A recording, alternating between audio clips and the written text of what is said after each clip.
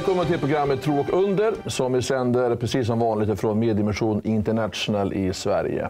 Jätteroligt att du är med oss den här kvällen. Och vi har ju funnits nu på kanal 10 i över 5 år faktiskt. Och vi har sett hur vårt arbete har vuxit år efter år. Och vårt arbete utifrån vårt huvudkontor i Finland har sett en tillväxt och hur arbetet har utökats på olika sätt. Och det är tack vare att det finns människor som tror på mission, som vill ge av sin kraft och sina pengar, sina resurser. Och tillsammans så får vi faktiskt se hur tusentals människors liv blir förvandlade. I tidigare program så har vi pratat om Ryssland och Hanna Hauka, presidenten, grundaren, han var här för några veckor sedan. Och han berättar om det som pågår i Ryssland just nu. Ryssland är en del av vårt arbete och vi jobbar på bred front. Och med mig i studion ikväll så har jag 2 gäster. Och det är Marko Tennonen, välkommen. Tack. Du är informationschef. Och så har vi Artalja, du är vicepresident och jobbar mycket mot Indien och internationellt. Tack så mycket. Innan vi ska prata om en speciellt land, en speciell stad, så Marko, vårt arbete växer. Ja, det gör det. Hela tiden. Och vi brukar säga så här att vi är ett arbete som andas karaktär. Ja, det kan man säga. Det tycker jag. För att vi gör det här av hela hjärtat. Ja. Det som är intressant är att se det att hur Gud kan med en liten vision som det ändå var. Det var en stor vision men det var ju ändå en början för många år sedan. Små resurser men en stor vision. Hur det kan verkligen explodera. Och med tanke på att vi har gått från att kanske vara ett traditionellt radioarbete i början för många 40 år sedan nästan. Ja, ungefär 40 år sedan med kortvåg till Sovjetunionen. Ja. Och idag så jobbar vi med modern teknik för att föra ut evangeliet. Världen över, ja. Vi ska göra en återkoppling i bara början här, Marko. Det gäller Ryssland lite grann. För vi har fått i Sverige frågor och vi har fått liksom positiv respons på, vi håller på att trycka böcker. Ja, det gör vi. Vi har tryckt, om jag minns nu rätt, exakt 2,8 miljoner böcker, små booklets, där du har personliga vittnesbörd om tron. Och så har vi tryckt också 100 000 biblar. Och vi förbereder ytterligare 200 000 biblar. 200 000 ytterligare? Ja. Och sen så har vi fått beställning på Johannes evangeliet också, flera 100 000 stycken. Och det är tryckt redan. Och vi köpte papper för 1 miljon böcker till. Så att vi har alltså 5 miljoner som target. Från Sverige till exempel. Vi är så tacksamma för responsen som du nämnde. Ja. När man distribuerar ut de här biblarna, hur går det till rent logistikmässigt och praktiskt? Ja. För det tror jag är viktigt att bara öppna lite, ja, just det. Ja. Böckerna trycks i Novosibirsk. Och därifrån så transporteras böckerna till olika städer. Det har vi gjort redan nu med biblarna. 42 olika stora städer i Ryssland har fått, och församlingarna där, böckerna. Så vi trycker materialet in i landet. Då sparar vi när det gäller logistiken. Det är församlingarna som ser till att böckerna når till stora landet. Ja, vi ser Sibirien och landsbygden och så vidare. Så att det är 4 000 församlingar som är involverade i det här från Baptistunionen och från Pingst. Och det är, om jag minns rätt, 2 000 evangelister som är engagerade i projektet.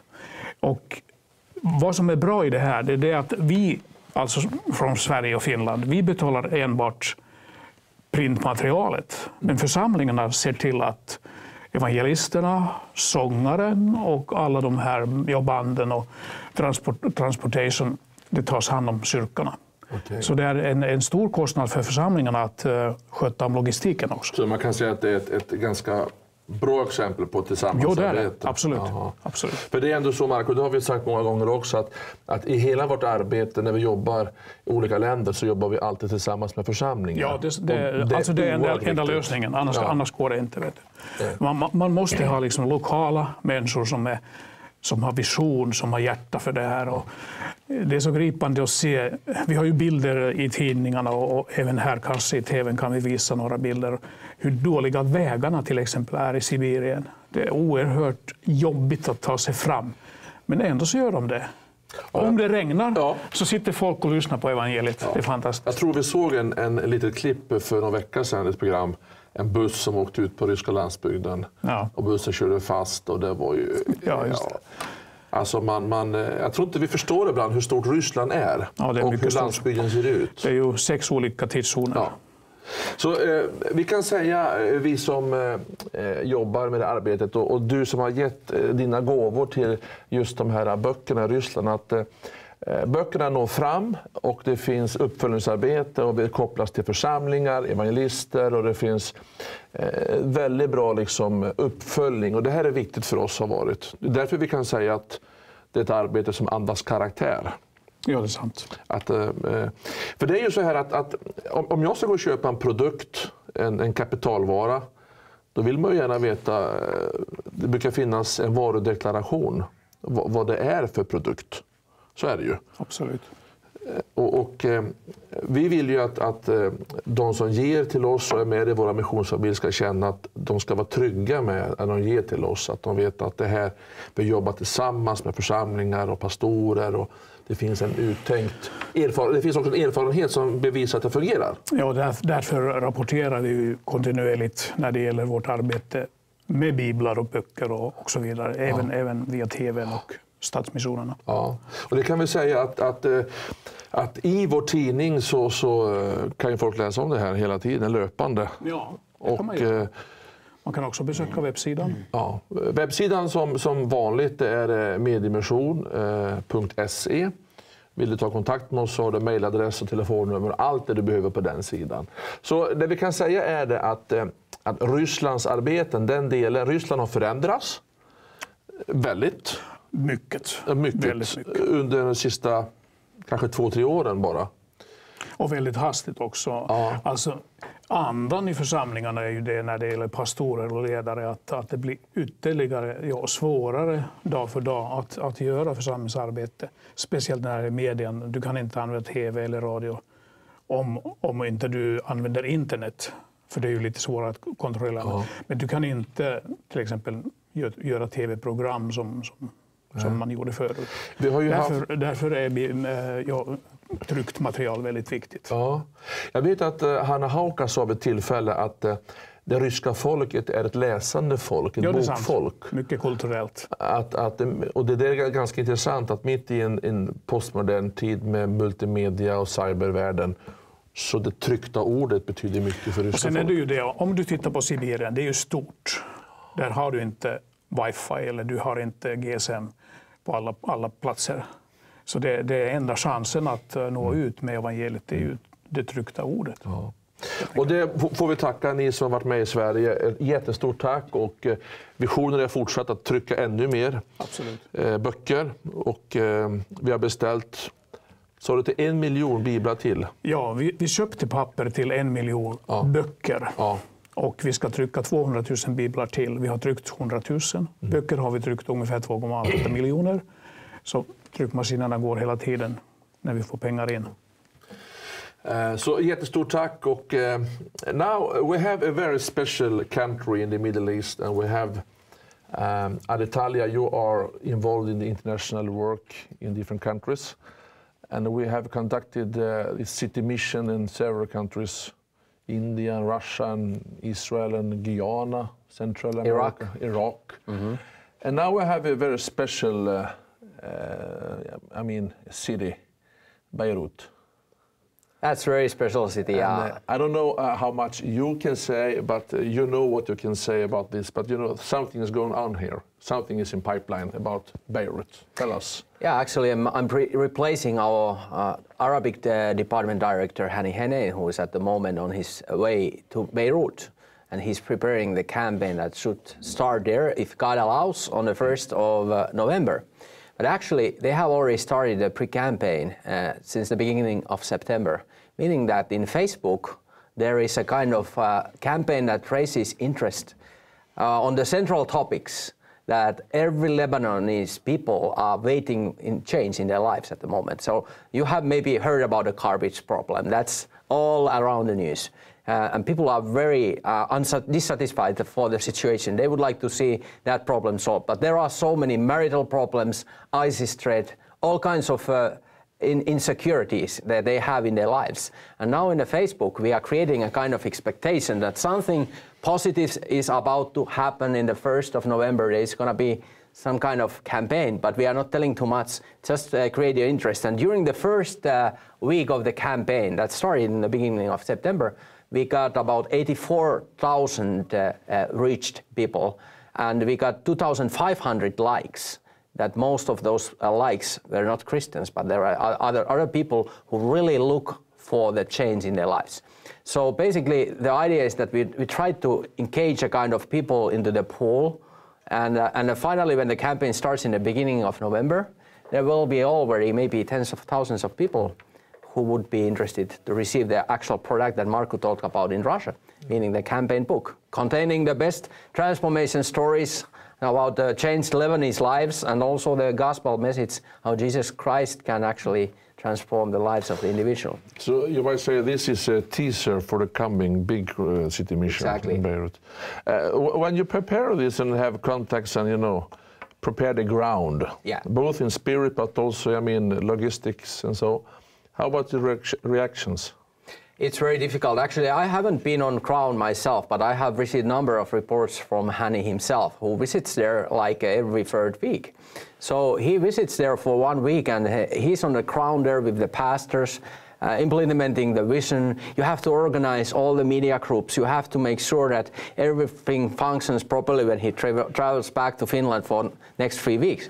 So he's in Skype all the time. He says that it's so much hard work for this campaign, so it's not easy to arrange this campaign, especially in the region like Middle East. And if you go to the Lebanon itself, there are so many uncertain things going on at the moment. But still, we feel that God has called us spiritually to that ground. And there is also another city in the same region that has actually given an invitation after we did the campaign in the northern part of Iraq, in Erbil. The city of Suleimania also gave their invitation. And that city actually is surrounded by ISIS from every area physically. So that kind of challenge comes to IRR-TV. Are we really ready to respond to the calling from the people, and find out is this the time of the Lord that He really wants to impact the Middle East? So you say maybe this is the first and the last chance to reach Beirut, or what do you think? I would say that we have already experienced that kind of experience from Egypt. I myself and Dr. Hannu Haukka, the president, and Hani Hene visited in Egypt before so-called Arabic Spring. And we visited the biggest evangelical church there, and they were really interested about the campaign. But they said, let's wait over the elections. So let's do the campaign then. And we realized that that was the God-given moment for us to impact Egypt. Think about Cairo, which is 20 million people plus. It's a huge city, and they had their chance. We would have been able to arrange the campaign before the Arabic Spring, but when nobody knew that Arabic Spring would occur. And once it came, everybody realized there that that was a kind of given timeline from the Lord to do the impact there. Maybe there will be some future chance, we don't know. And Lebanon has this window open at the moment, so we have to now target there and do the job according to the scripture. You have to work when there is day. Yeah. And I mean, we know about the situation in the Middle East now, what's happening, and so maybe it's a crucial time right now to do this. Among the pastors in the churches, the leaders, their situation in Lebanon, what do they say what's happening? I mean, they have some threats and it's kind of oppression all the time. Yeah, there is of course oppression. Of course, in Lebanon there has been Christian community. Are they free to evangelize, or how do they do, or how do your church mostly they are free to evangelize, because Lebanon itself is not led by the Muslims in so harsh way. But of course there is majority of the population is Muslims. And you have another challenge. Every fourth fourth person in the whole country is coming from the Syrian refugee camp. So you have huge refugee problem there, even greater than here in the northern parts of Europe. Like we have already refugees coming, and all the time people are coming there. But in Lebanon, that has been reality ever since the Syrian war erupted. So basically, you have to also target your message to those people who have left behind, and they have everything behind. They don't have any future. This might be their window of opportunity. And actually, Hani Hänen and Dr. Hannu Haukka have visited the refugee camp there, and they provided the supplies to the people. Yeah, and at the same time, you remember that? Yeah, we had a and they were very that. Open about the Bibles. Becka Valley, yeah. Right. Ja, jag vill säga om det här just. Vi hade ju insamling även från Sverige till dessa flyktingar i Bekkadalen. Och hittills så, vad jag vet, så har vi kunnat ge ungefär $60,000 till dessa lidande människor. 500 000 kronor ungefär. Ja, så det är fantastiskt, och insamlingen fortsätter. Så att om det nu är någon i Sverige som vill ge sitt stöd, så informationen finns tillhanda. Precis. Det kan vi säga, sticka emellan med det, att på hemsidan så kan man ge till flyktingarbete, till refugees camp. So, I mean, when we plan this in Beirut, the reaction in society, what do you think we can expect? Actually, you have to have official license from the government before you can do this kind of campaigns in Lebanon and Middle East. And everybody in the city and in the Lebanon, they are seeking for change. Yeah. So it's a the perfect. Subject is the same. Subject is the same. Power to change. Power to change here. It was power to forgive in Erbil, which was totally devastated by the war between the Kurdish people and the Iraqis. So they actually needed that message very strongly there. But if you go to the Lebanon, they are looking for change. Lebanon is in a cross point. They need to decide which side they are now going. Okay. And that's why this Facebook campaign has been so successful, because we have been teasing with those elements that they are seeking the change. And then repeat figures, because you have paper on the table. Yeah, I can still repeat the figures. 2,501 likes during the first week of the campaign. And this is 2 months campaign, started from the September 1st, closing to the, not actually closing, but it's targeting to the 1st of November. That will be the actual media campaign, when you have all the TV and print media and all the visibility in all major channels that are actually nationwide, TV channels. So it's going to be huge media coverage during that time. But this media campaign in Facebook, pre-campaign, has been very successful, and so far 84,000 people in the first week had been totally reached, and engaged people 5,500, meaning that they have either likes or comments or shares or different kind of activity in the page. So it's highly influential page. Within 1 hour you can already see that about 1,000 new faces are coming and seeing, because they are expecting change. There is a great need in and this just describe how urgent this kind of campaign is to arrange there. So we use these Facebook campaigns as a teaser, but what do what do you write on the pages? It's about what's coming.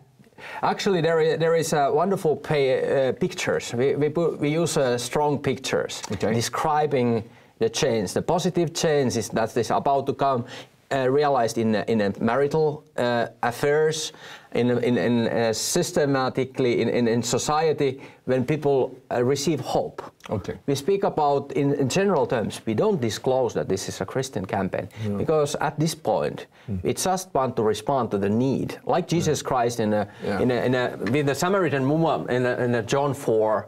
He didn't start it, by the way, I'm the Jesus Christ, the Savior, believe in me. But he started with the need with the lady, and that's exactly the same strategy we are applying here in the Facebook. We just want to reach out those people who have the need. And Hani Hänen, together with the local leaders, they know exactly those needs that are on the ground. And we want to respond there. And the pastors are very excited about these figures and these statistics. They have great expectation for the campaign. because they see already how it works. Even the actual campaign has not yet started. So you might say that you draw the issues of society in our city mission, and then it's exploding with the hope of Jesus Christ. That's basically how we do it in other campaigns as well. If there is a suicide problem, like in the campaign in Bangalore, we want to address that very specifically, because there are a number of people who are committing suicide, or if there is a lot of drug addicts, or if there is some other social problem, or other things we address, we bring that kind of stories on the media to respond to that need, expressing how Jesus Christ behind those people's lives have changed them. Have you used this kind of Facebook mission before? Actually, this is the first time when we do it 2 months before. We tried already that in Bangalore, and actually we were able to do about 1 week, but we should have started much before. Because this kind of campaigns, it's not just 1 month media campaign itself, but we want to create a process of change that will continue years after years the actual campaign has taken place.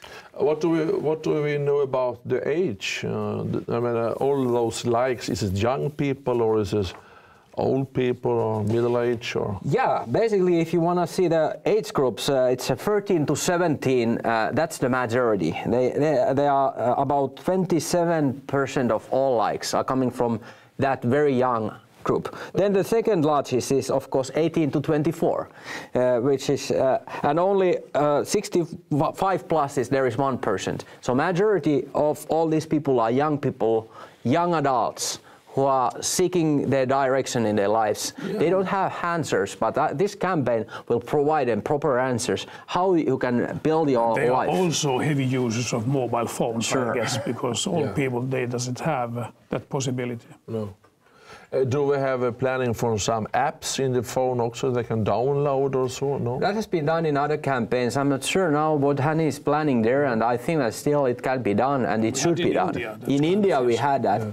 I don't have all the specifics, but I definitely strongly encourage him to do that. So, I mean, this is fantastic. In the middle of Middle East, in Lebanon, Beirut, we'll have a city mission. Right. So, and you are, I want you to just to look at one camera and maybe encourage the Swedish people, because you need help here. It's a work together. Absolutely.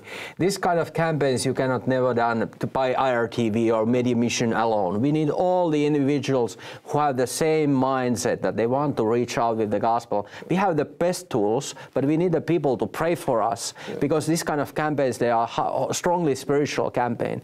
And we have experienced also many battles in the spiritual battlefield. But at the same time, we need finances. These kind of campaigns are highly expensive. Yeah, and we have serious, good contacts, co-workers there, and the follow-up work is also there. Yeah, that's actually the main target in the beginning stage. Even before no campaign starts, we try to train all the locals. If they don't have their own tools how to do the follow-up, we train them. But some of the major churches, of course, they have the fully planned follow-up system for next 2 years. They know exactly what they do with the people if they are getting hundreds of people in the church. But there are some churches who don't have no idea, no clue. So they have to be trained. They have to be monitored also, that they are actually applying those principles. But we put up a call center as we used to do, and everything is in the same way. It's in a traditional way. This is just a booster for the actual campaign. Yeah. And then we expect that it's going to be a great booster, because in the beginning stage you have already people who are fully convinced that they need change. And now they just want to have the product that can change their lives. In the first day of the campaign, they will have the personal message. Would you like to receive your own copy of the book? It's wonderful for our viewers in Sweden they can say, I'm an evangelist in Beirut. Exactly, exactly. I mean, that's fantastic through media and through this kind of work, because we all here, we are preachers as well, and we have been preaching a lot during the last decades, and we have seen, you can have crusades and big conferences, and that's fine, that's very good. And we don't compare with other work, but this kind of city mission to saturate a whole city, it must be one of the best way to to reach people today. I think so. You have to see also for the contact price how much every contact costs. That's very good. If you want to reach out to the people. And I would like to also add that actually these special events that you mentioned, these kind of preaching events, they are not excluded from this campaign. No. They are part of the campaign. Yeah. In the follow-up stage, there are, especially in the Middle East, Hani has arranged hundreds of people who have received their own copy of the book.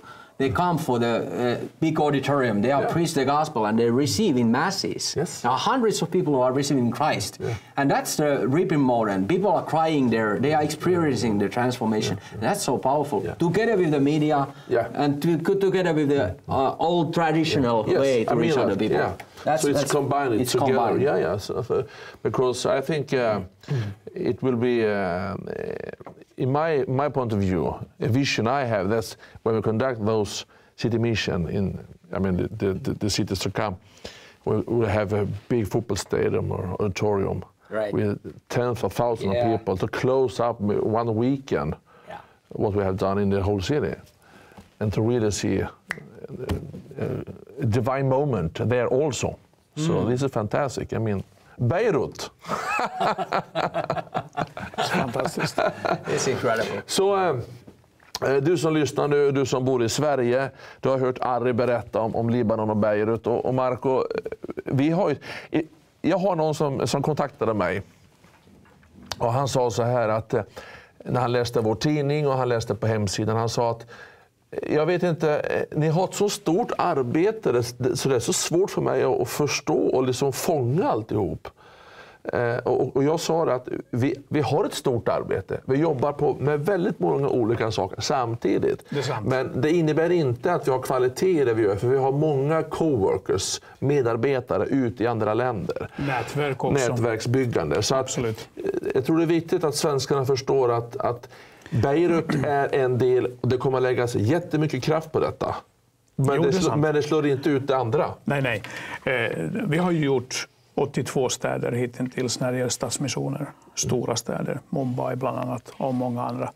Och vi har 30 städer i kö. Och vi måste komma ihåg att vi har en stor Gud. Vi har stort arbete med en stor Gud också. Och Guds församling är stor. Det är inte någon liten dvärg som lever här på jorden, utan där är ju resurserna. De lokala kyrkorna och församlingarna kan bli involverade. Och det är där vår styrka ligger. Nu vill jag gå mot avslutningen av vårt program. It's been a good program. Ari, it's always nice to have you in the studio. It's my pleasure, always. And Marco, thank you so much. Vi vill önska dig det absolut bästa vi kan ge dig, och det är Guds välsignelse. Och så önskar vi få se dig nästa fredag igen. Tack så mycket.